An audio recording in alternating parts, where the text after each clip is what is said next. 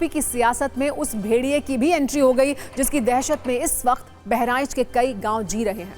आज अखिलेश यादव ने कहा कि योगी सरकार इस विषय पर गंभीर नहीं है, इसीलिए लोगों की जान जा रही है।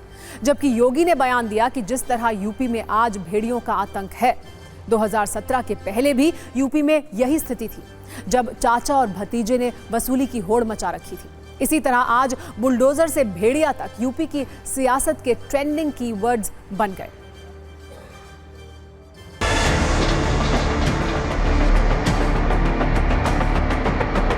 कुछ आदमखोर भेड़िया प्रदेश के अंदर अलग अलग जनपदों में उत्पात मचा रहे हैं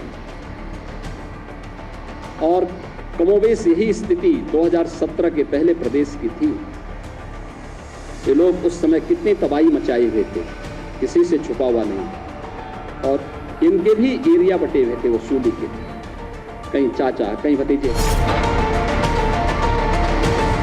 जब से प्रदेश में योगी की सरकार आई है, चाहे उन्होंने पुलिस का सहारा लिया, चाहे बुलडोजर का सहारा लिया, एक मिसाल बने हैं सारे देश में। तो मैं तो धन्यवाद करूंगा योगी जी का और निवेदन कहूंगा बुलडोजर ऐसे ही चलता रहना चाहिए, रफ्तार और बढ़ा दीजिए।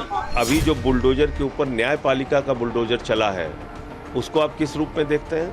अपराध के लिए धाराएं बनी हुई हैं, धाराओं के अनुसार आपको काम करना है। ये लोकतंत्र है भाई, बुलडोजर तंत्र थोड़ी है कि आप सबके घरों पे बुलडोजर चलाते जाएंगे। तो इसलिए मैं बार बार कहता हूं, बुलडोजर किसी का सगा नहीं है, बुलडोजर बहुत बेवफा है।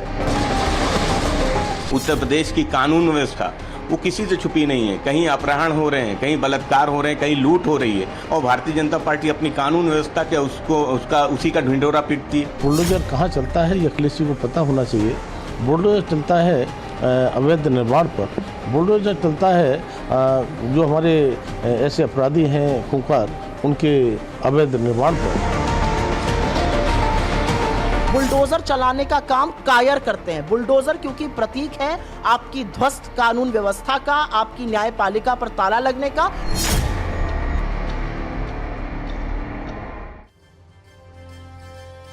वैसे आज जमीयत उलेमाए हिंद के मुखिया, पूर्व राज्यसभा सांसद और मुस्लिम स्कॉलर महमूद मदनी भी TV9 भारतवर्ष के स्पेशल शो एंड 5 में आए थे।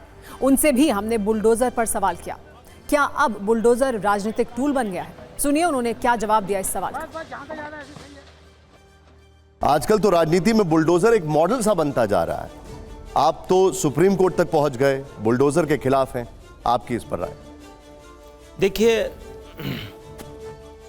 किसी सभ्य समाज में इस तरह के रवैये की, और वो भी स्टेट को, किसी कीमत पर इजाज़त नहीं होनी चाहिए।